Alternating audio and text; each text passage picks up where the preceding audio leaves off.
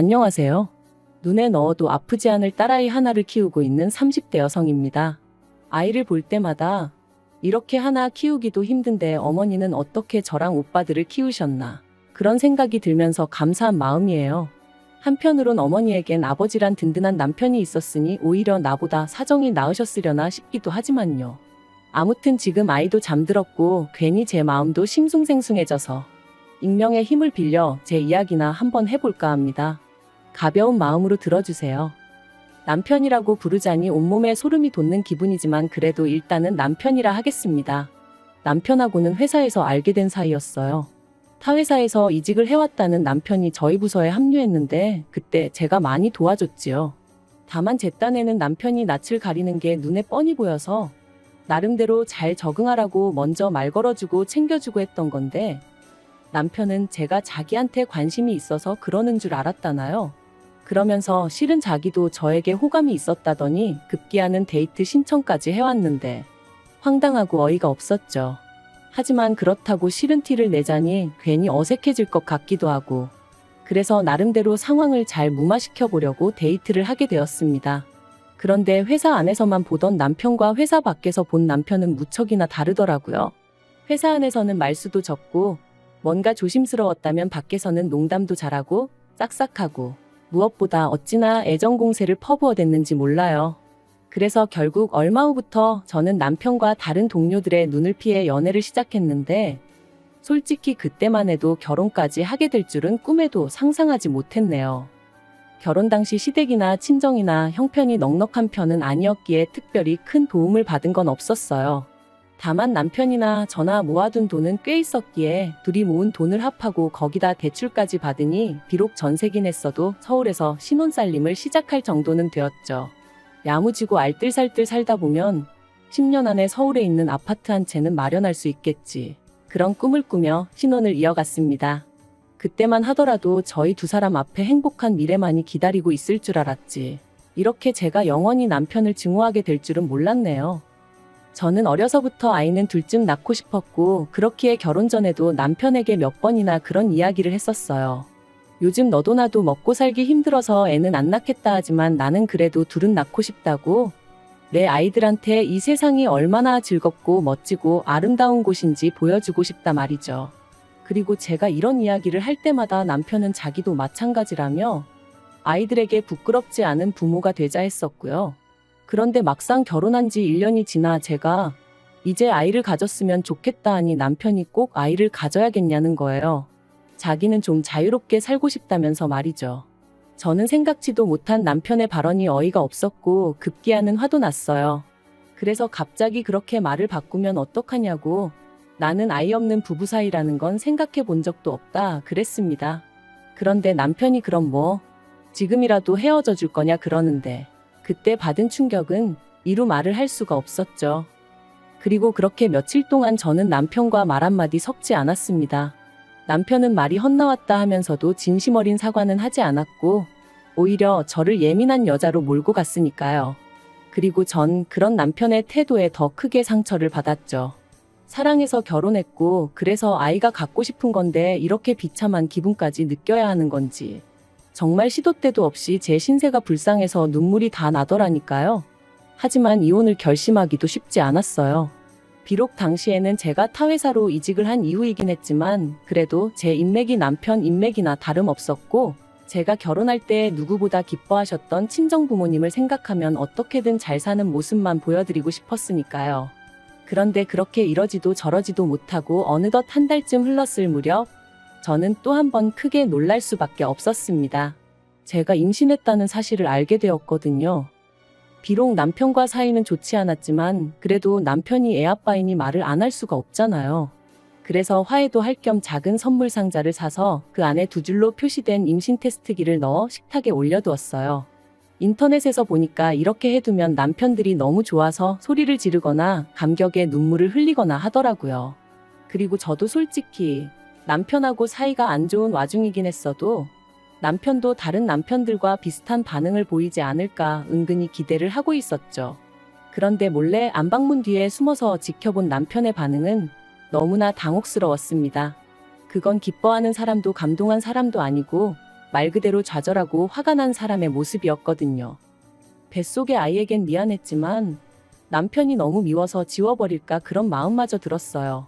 하지만 친정부모님은 남편이 너무 크게 놀라서 그랬을 수도 있다며 저더러 임신하면 원래 기분이 크게 오르락내리락 하는 법이라고 제가 오해한 거라 하셨습니다. 시부모님 또한 말씀하시길 남편이 원래 무딘 구석이 있지 않냐면서 저더러 별거 아닌 일을 크게 키우지 말라셨고요. 하지만 이후로도 남편이 보인 반응은 제가 알고 있던 태어날 아이를 기다리는 아빠의 모습과는 많이 달랐고 저에게도 하루가 다르게 무심해져만 갔네요. 그러다 하루는 남편이 샤워를 하러 들어갔을 때였습니다. TV를 보는데 홈쇼핑에서 젖병 소독기를 팔고 있더라고요. 그리고 그 가격이 제가 인터넷에서 봤던 것보다 훨씬 저렴했어요. 그래서 얼른 사야겠다는 생각이 들어 제 핸드폰을 찾는데 도대체 이 핸드폰이 어디로 간 건지 아무리 찾아도 안 보이는 거예요. 반면에 남편 핸드폰은 소파 위에 있었기에 일단은 주문부터 하자는 생각으로 핸드폰을 켰습니다.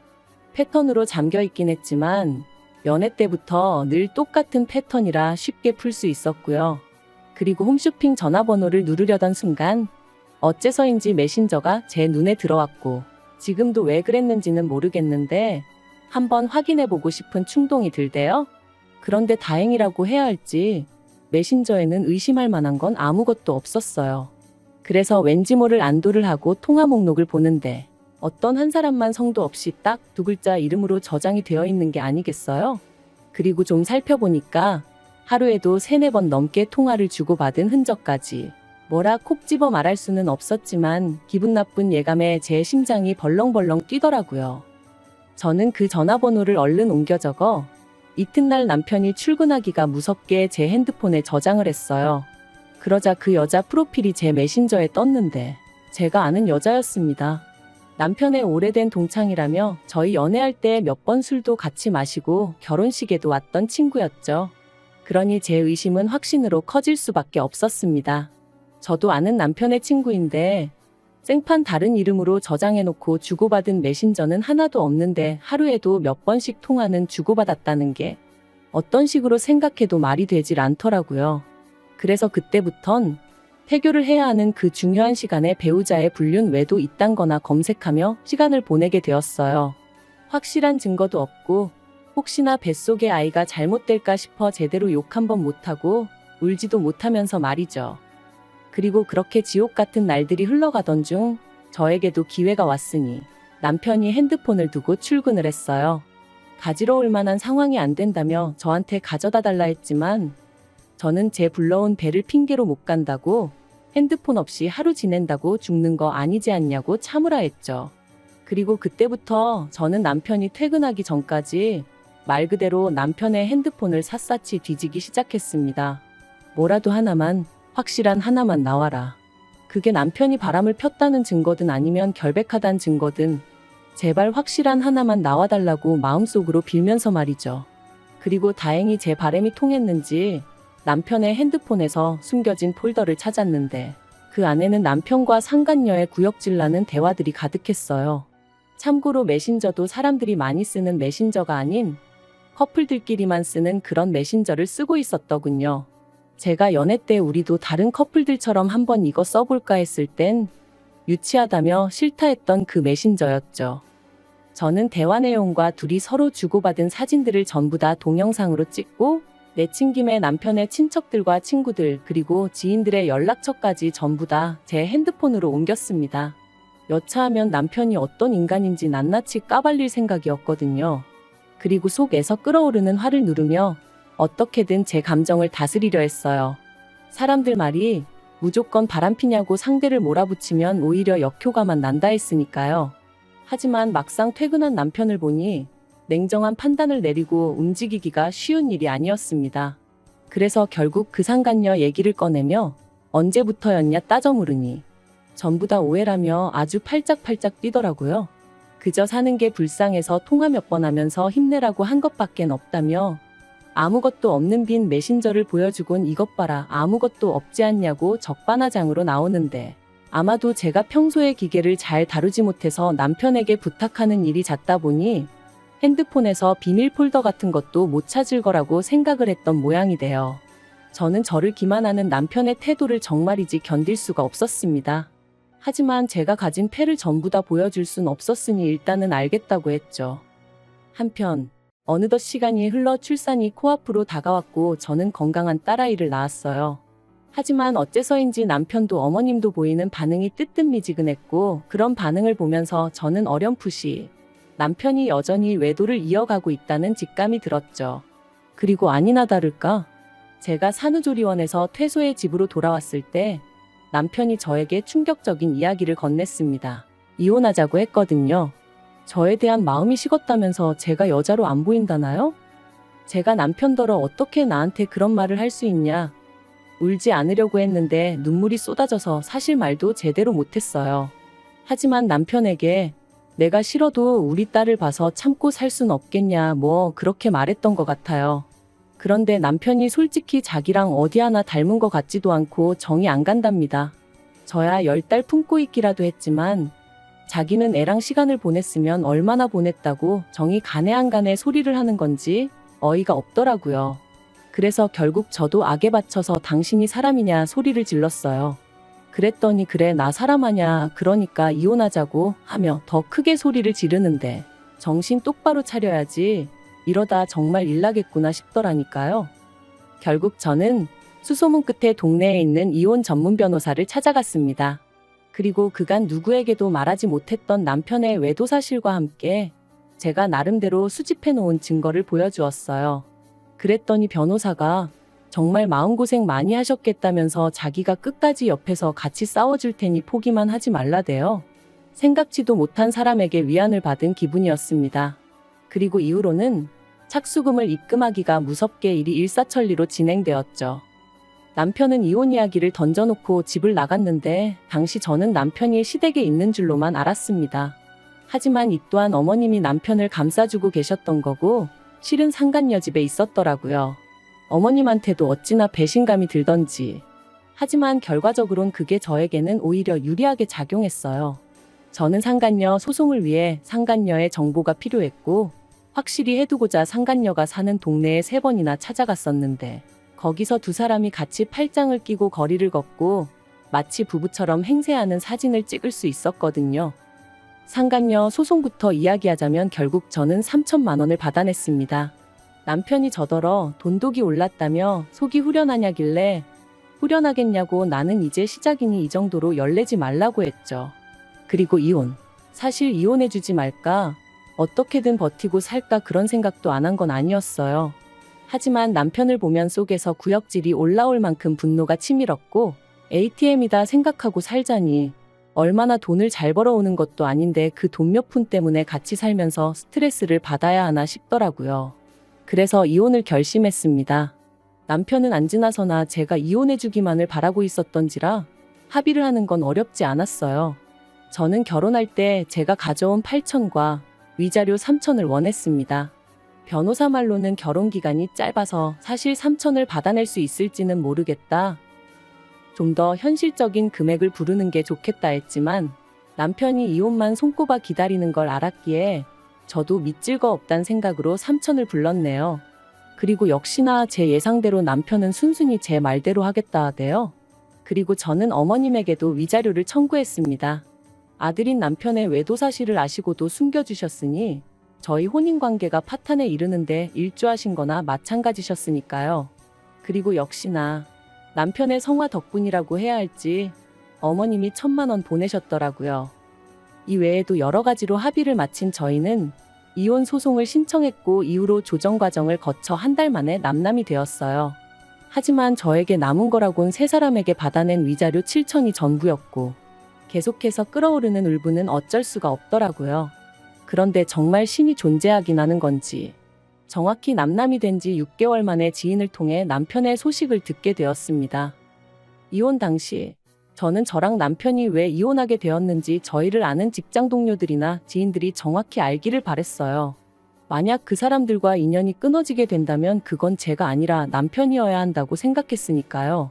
참고로 저희 남편은 불우한 학창시절을 보낸 탓에 친구라곤 직장 동료들이 전부입니다. 그래서 그들 중 가장 입이 가벼운 사람에게 저희가 어쩌다 이혼하게 된 건지 전부 다 털어놓았어요. 비밀로 해달라고 해도 어차피 말하고 다닐 게 분명했기에 꼭 비밀로 해달라고 신신당부도 했고요.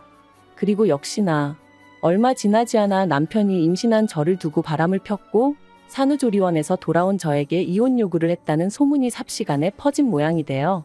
순식간에 회사에서 남편은 쓰레기가 돼버린 거죠. 그래서 남편이 회사를 관뒀다더군요. 하지만 거기서 끝이 아니었습니다. 저는 변호사의 자문을 구해 상간녀 남편에게도 상간녀와 제 남편의 외도 사실을 알렸고, 상간녀 남편은 그동안 해외 주재원으로 파견을 나가 있었기에 전혀 눈치채지 못했었다더군요. 그리고 상간녀의 남편이 다시 제 남편을 상간남으로 고소하면서 남편이 그쪽에다 또 3천만 원을 물어주게 된 거죠. 남편이 저더러 정말 이렇게까지 해야겠냐더니 급기야 이후로는 시부모님은 물론이고 신우까지 전화로 사람을 아주 달달 볶아댔어요. 얼마나 더 괴롭혀야 속이 후련하겠냐면서요. 그래서 내 딸이 졸지에 아빠도 없이 크게 되었는데 내 눈에 뵈는 게 있겠냐 했습니다. 앞으로도 내가 할 수 있는 게 있으면 다 할 거니까 그런 줄만 알라면서 말이죠. 그리고 신우더러 아가씨도 상간남 여동생이라고 소문나기 싫으면 내 비위 거스르지 말라니까 그런 명예훼손이니 뭐니 자기도 가만 안 있겠다대요. 그래서 해볼 테면 해보자고 그랬죠. 막말로 제가 더 무서울 게 뭐가 있었겠어요. 그리고 그렇게 이혼한 지 1년이 되던 작년 겨울 어머님이 연락을 해오셨어요. 사실 어머님 전화번호는 아예 삭제를 해버렸던 탓에 실수로 전화를 받게 된 거였죠. 어머님께서 잘 지냈냐 하시더니 하나밖에 없는 손녀 돌도 못 챙겨준 게 내심 마음에 걸리셔서 연락을 하셨답니다. 황당해서 신경 쓰지 않으셔도 된다고 했어요. 그랬더니 그러지 말고 당신 이야기 좀 들어보라 하시더니 너도 이제 자식 낳아 키워보니 알겠지. 부모 입장에선 자식이 무슨 짓을 하든 감싸고 돌 수밖에 없다 그러시는 거예요. 어이가 없어서 자식이 잘못된 길로 빠지면 못 가게 하는 게 부모 역할이지 무조건 오냐오냐 해주는 게 무슨 부모냐 쏘아붙였습니다. 그리고는 그런 이야기 이제 와서 저한테 왜 하시냐 듣고 싶지 않으니 그만하시라니까. 남편이 저랑 이혼하고 폐인이 되었다면서 반성 많이 한 것 같다고 저더러 한 번만 기회를 줄 수 없겠냐는 거예요. 어이가 없어서 기회는 무슨 기회냐고 말도 안 되는 소리 하신다 했습니다. 제가 죽어서 썩어 문드러지더라도 남편을 용서할 일은 없을 거라고요. 그리고 혹시나 저희 딸아이를 핑계로 어머님 아버님 혹은 남편이 제 앞에 나타나는 일은 없게 해달라고 했어요. 이혼할 때 핏줄이고 뭐고 필요 없다 한 게 남편이었으니 저는 애한테 네 아빠 죽었다고 할 거라고 할머니 할아버지도 다 죽고 없다 할 거라고 그런 줄 아시라 했죠. 그랬더니 어머님이 천륜이 네 멋대로 끊어지냐 하시길래 그거 먼저 끊고 도망간 게 어머님 아들인 거 기억 안 나시냐? 조심하셔라 그러다 또 어떤 엑스한테 눈 돌아가서 그땐 어머님하고도 연 끊는다 하고도 남을 작자다 그래버렸네요. 그리고 지금 오늘 이렇게 과거를 다시 곱씹다 보니 누군가 저에게 그러더라고요. 그래도 아이 아빠인데 남자가 순간 한눈 좀 팔 수도 있는 건데 참고 기다리지 그랬냐고요. 비온 뒤에 땅이 더 굳어지는 법이라면서 말이죠. 하지만 그건 자기가 겪어보지 않아서 그래요. 믿음과 신뢰를 저버리고 쾌락만 쫓는 사람이 무슨 애한테 좋은 본보기가 되어주겠어요? 아무튼 오늘로써 다시 한번 과거는 훌을 털어버리고 아이와 저 두 사람의 행복한 앞날을 꿈꾸며 한 걸음 한 걸음 나아가 볼게요.